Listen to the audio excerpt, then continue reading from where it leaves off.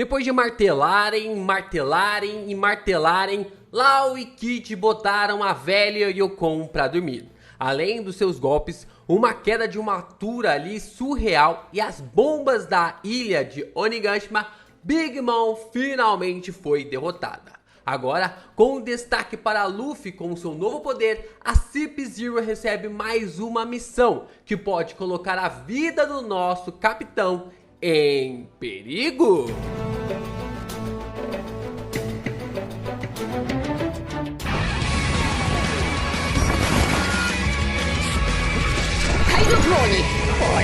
Yo, Geekins, aqui é o LP e vocês estão no canal do Geek Brasil. Fiquem ligados porque esse vídeo contém spoilers do capítulo 1041 de One Piece. Sim, pessoal, vamos aqui comentar e discutir bastante pontos relacionados a esse capítulo. Tem coisa pra caramba pra gente contar aqui. E semana que vem tem o capítulo 1042. Tem o capítulo 1042, capítulo que muita gente tá falando que o Oda tá aguardando alguma coisa. O final desse capítulo parece que deu alguma coisa a entender que sim, mas se você tá curioso, já deixa seu like, se inscreve aqui no canal, ajuda a gente a bater nossa meta de 100 mil inscritos, não custa nada, clica aí no botãozinho vermelhinho pra ajudar o canal do Geek Brasil a chegar mais perto da sua meta de 100 mil inscritos e compartilha esse vídeo com seus amigos, porque tem muita coisa legal pra gente falar de One Piece por aqui ainda. Vamos lá, né? Começamos o capítulo ali com a Purin dando um soco na cara ali do Niji e também do Yonji pelo que eles fizeram com o Sanji, né? Ela conhece toda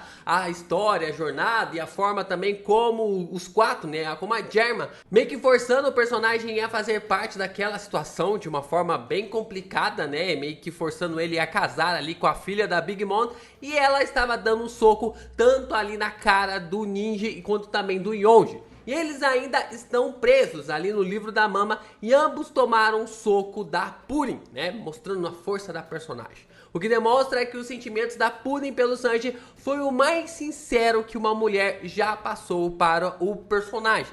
Se a gente parar pra pensar, né, de todas as que o Sanji se relacionou no sentido de amizade ou coisa do tipo, a Purin foi a que mais abrangiu ali um relacionamento e na qual ela se apaixonou pelo Sanji. Foi a primeira mulher que se apaixonou pelo personagem, diferente das demais na qual ele se relacionou, que era ele que se apaixonava e agora ela que está apaixonada ali pelo Sanji. Vamos lá, né? O capítulo então finalmente começa onde o anterior terminou. Momonosuke então diz para Yamato que já conversou com o Zunisha, mas que não sabe mais detalhes sobre os crimes que o Zunisha cometeu no passado. Como Momonosuke diz isso, vemos que Zunisha está do lado dos navios do governo mundial, mas ainda não os atacou. Zunisha então fala que está esperando as ordens do Momonosuke para poder lutar ao lado dele e de que ele só vai atacar os navios do governo mundial com os comandos dados pelo filho do Oden. E se você assistiu o meu vídeo de ontem falando sobre o porquê que o Zunisha só recebe ordens vindo ali do Momo, você vai entender basicamente sobre por que isso é tão importante para a obra de One Piece. Yamato então abre um sorriso gigante, mostrando que está muito feliz ao ver ali o elefante do lado deles, para lutar ali ao lado de Wano. Ela não acredita que Momo pode falar com o elefante, e isso reflete exatamente naquilo que o Oden esperava, que o Momo pode trazer o amanhecer para o país de Wano. Só que tem um porém.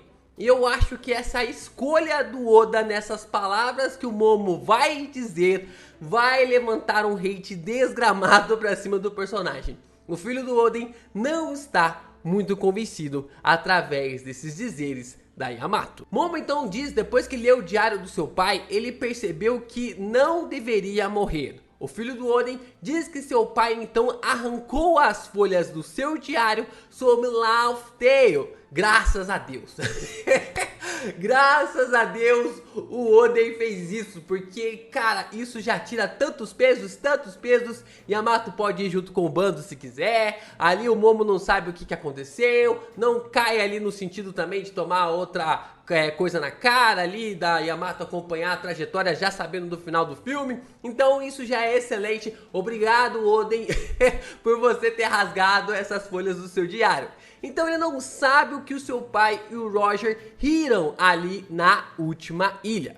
Momo diz que não tem ideia dos verdadeiros objetivos do seu pai e também do Roger, que o pai dele não previa o futuro e se pergunta se as fronteiras de Wano deveriam ser abertas. Mesmo assim, ele se preocupa ali com o futuro do país e com a segurança da população. Momo então acaba perguntando para Yamato se ele está sendo um covarde por pensar nisso, e é ali nesse exato momento que a Yamato começa a ficar preocupada com o Momo. Vamos lá, né? Vamos destrinchar sobre essa parte porque ela merece a gente ser falar alguma coisa aqui sobre isso. É bem complicado toda vez que o Oda coloca o Momonosuke de uma forma recuada. Eu confio muito no Oda sobre o que ele quer fazer com o Momo. Sei que ele é uma criança ali com o corpo de um adulto, mas nessa altura do campeonato, questionar as ações do seu pai, do Roger, e principalmente aquilo que o Luffy está fazendo para libertar ali, para abrir as fronteiras do país de Wano,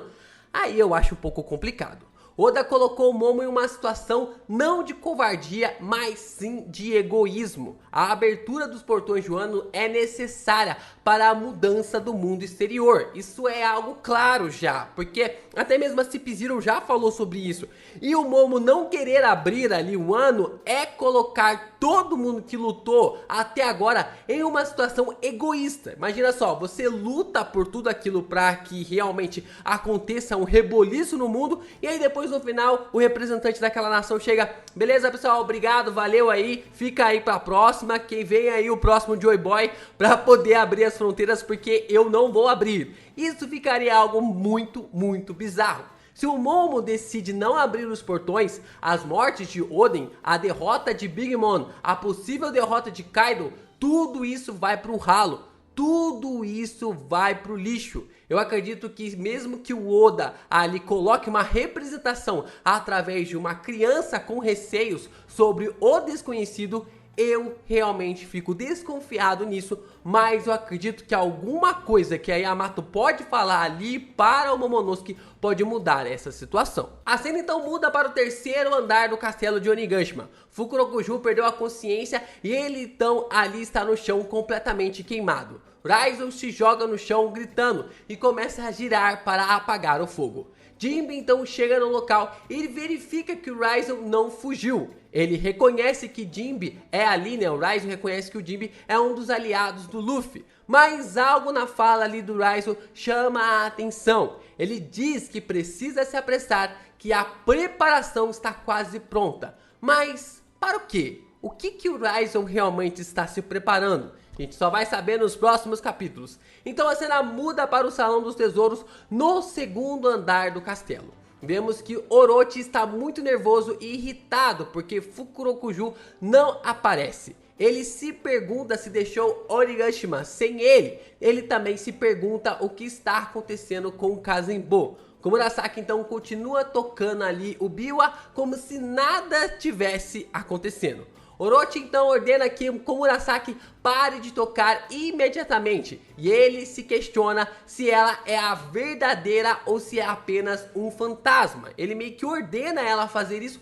enquanto ela literalmente desobedece às ordens do antigo Shogun. De repente o teto desaba ali sobre Orochi, que acaba ficando preso sobre os escombros. Orochi então tenta sair, mas não consegue e começa a pedir ajuda a Komurasaki. Komurasaki então diz em tom sarcástico sobre Orochi ainda não ter percebido algo. E Orochi então pede para que Komurasaki lhe ajude e questiona ela por que está apenas olhando. E que por que ela ainda não libertou ele daqueles destroços. Komurasaki diz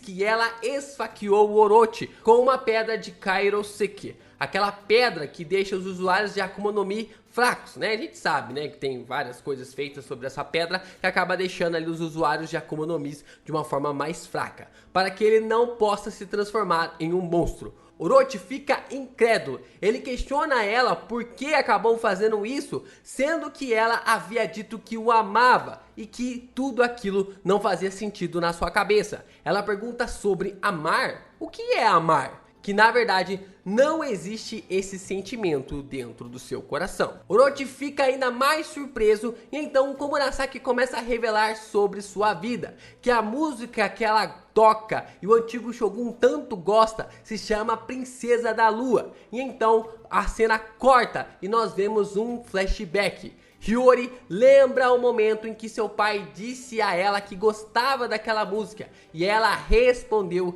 que aprenderia a tocar ainda melhor. Sem tirar a máscara, Hiyori revela que aquela música é a música que o Kozuki Oden mais amava, a música que seu pai amava.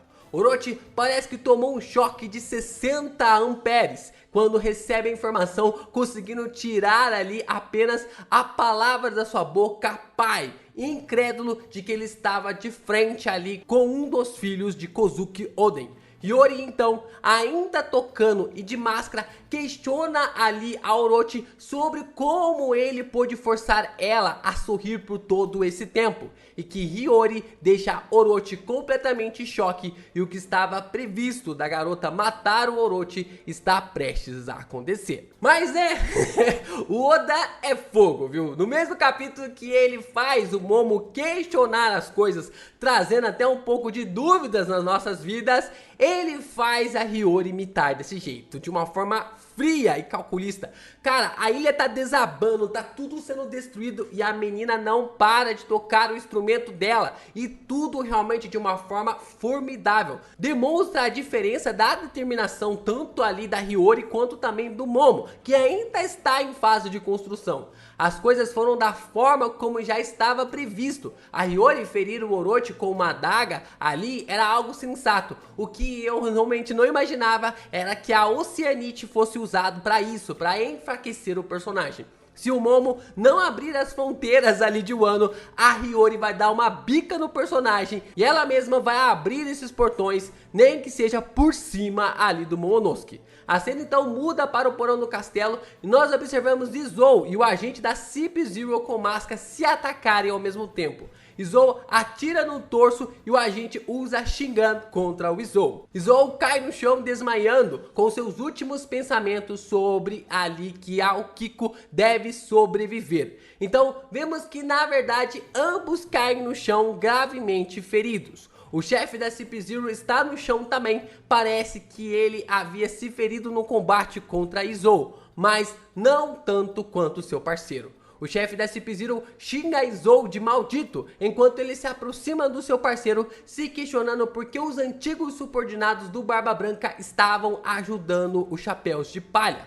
Maha, que foi ferido e está sem sua máscara, diz para ele continuar avançando e ir atrás de Nico Robin, né? Ele meio que tá sem a máscara ali, só que ainda não mostra o rosto do personagem. E então a gente começa a ver que ele está indo atrás da Robin quando seu Dendenmuchi começa a tocar. Uma voz surge e diz que eles têm novas ordens, vindas diretamente dos Goroseis. O chefe da CP Zero fica surpreso com uma ordem vinda direta deles e o que vem a seguir é ainda mais assustador.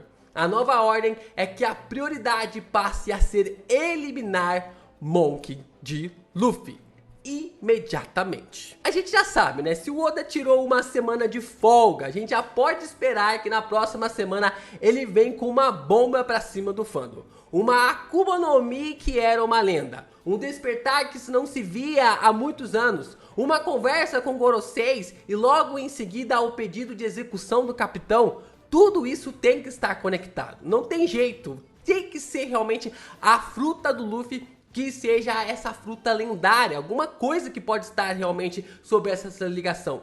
Tanta coisa nisso daí que o Oda tá ligando com o Luffy e a gente sabe sobre essa fruta misteriosa que a gente pode realmente conectar de que ou ele tá falando com a Gomu Gomu no Mi literalmente ou ele tá conectando o Luffy diretamente a essa Akuma no Mi, na qual a gente não sabe qual que é, mas de qualquer forma os Mugiwaras estão conectados com tudo isso. O chefe da CP Zero fica chocado com o pedido e ele pergunta pra quem está na linha se havia ficado louco. Luffy estava lutando com Kaido, como é que ele iria intervir nessa luta? O maluco quase morreu ali pro Zou e o chefe dele pedindo pra ele interferir na batalha do Luffy e do Kaido. Os dois iriam matar ele com toda certeza. Parece até aquele meme do Thiago Ventura, né, falando sobre o Tigas, né, quanto a quanto?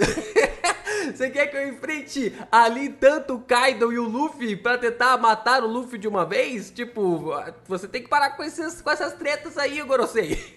Porque, cara, o próprio cara da CP Zero falou, vocês estão malucos? Uma coisa é vocês pedirem pra eu ir atrás da Robin, outra coisa é você querer que eu mate o Luffy enquanto ele está lutando contra o Kaido. E os dois vão tentar me matar quando eu chegar naquele lugar. E é aí que eles falam sobre isso, e é claro, né, quem tá do outro lado da linha tá pouco se lascando porque não tá no meio da guerra, mas ele falando assim, quem tá realmente nessa situação, ele entende sobre o que está acontecendo, mas se a treta de uma luta de primeira classe do mundo se expandir, as consequências para isso vai ser terríveis, e isso torna o resultado dela algo muito perigoso. A morte do Luffy é para evitar que isso pode acontecer. Bom, e é exatamente isso que a gente já tem falado aqui no canal há vários capítulos, sobre quem vencer essa batalha vai liderar um exército contra o governo mundial. Essa situação já tá ficando clara. As coisas sobre colocar mais fogo no mundo, dadas ali pela CP Zero, supernovas derrotarem os Yokons que ajudavam, entre aspas, o governo mundial com a ordem no mundo, já que novas pessoas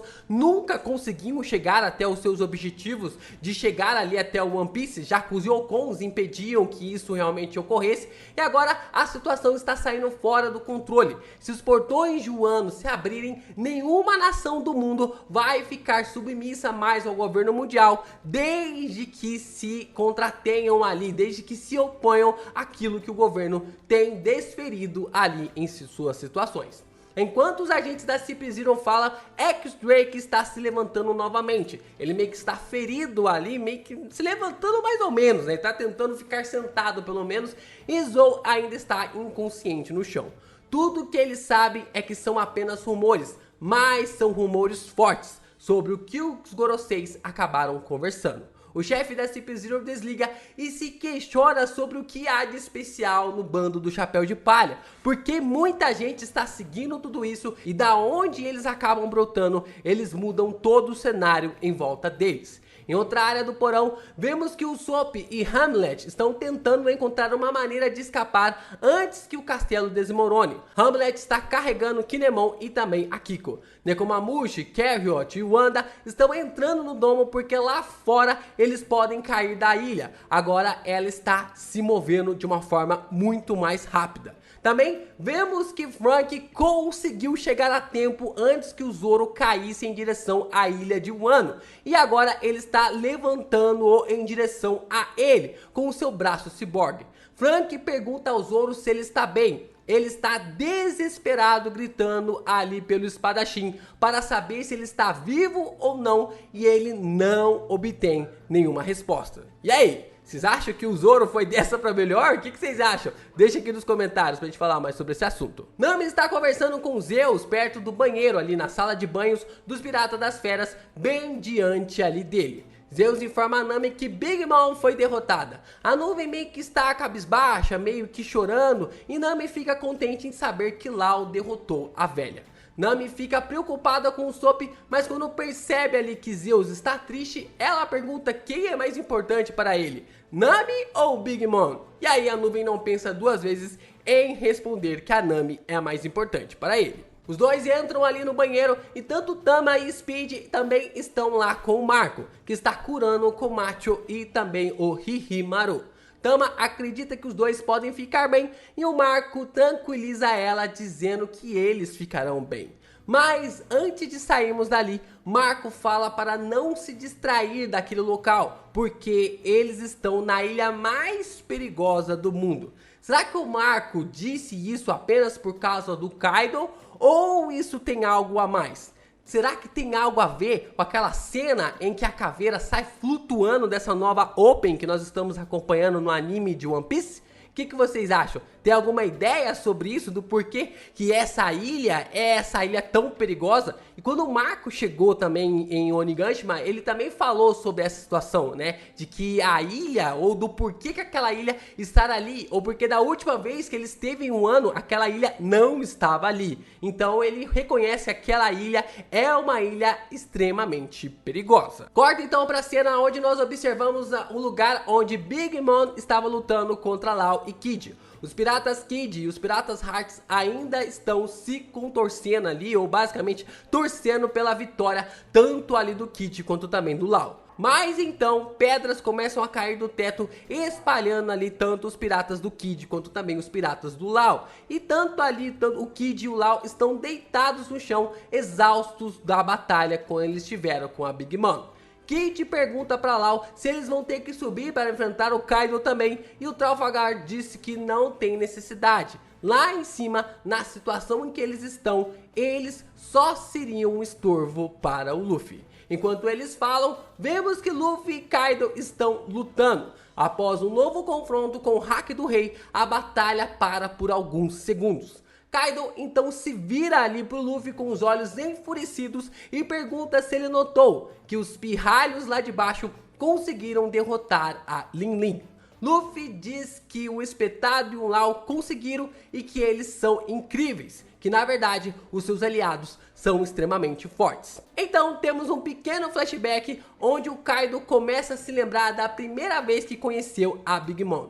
O flashback de Kaido é na perspectiva dele, então não podemos ver como ele era naquela época, mas podemos ver uma bela e jovem Big Mom. Quando diz bela, é bonita de verdade. Ela se aproxima do Kaido com uma espada em cima dos seus ombros, que provavelmente é uma ali dos seus homies, e pergunta se ele não tem boca e também pergunta se ele sabe falar, né? Você não sabe falar não? Foi basicamente o que a Big Mom quis dizer ali para o Kaido. Big Mom ri e pergunta ali quantos anos o Kaido tinha, e na época o jovem Kaido responde que tinha apenas 15 anos. Ela fica chocada e responde que ele era alguém jovem. Ela pergunta se é a primeira vez que ele se junta ali aos Rocks e diz que Shebeck não é um cara confiável e se apresenta como Lin Lin para ele. Ela afirma que será a mulher que será o rei dos mares e diz que é um prazer enorme conhecer o Kaido. De volta ao presente, Kaido entra em seu modo Naki Jogo, que é o bêbado chorão.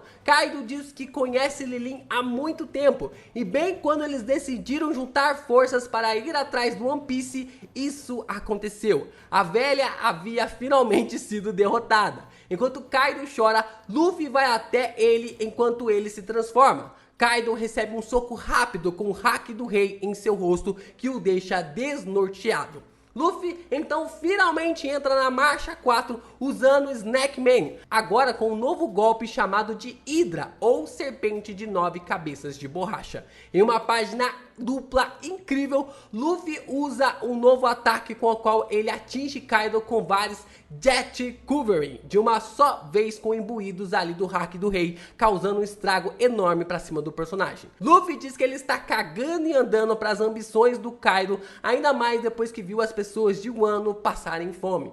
Luffy então também informa que esse é o último Gear 4 ali e ele não vai parar enquanto o Kaido não ficar sem forças. De que ele não vai parar de socar o Kaido enquanto ele não desmaiar. Kaido começa a questionar da onde vem tantos socos enquanto vai tomando um atrás do outro do Luffy. E o capítulo então finaliza dizendo que definitivamente o Luffy vai expulsar Kaido do país de Wano. E terminamos com a mensagem que muitos fãs amam ao ler o final de One Piece. Sim, pessoal, temos capítulo na semana que vem. E é o tão teorizado, é o tão conversado, é o tão esperado capítulo 1042. Já tem data e horário marcado.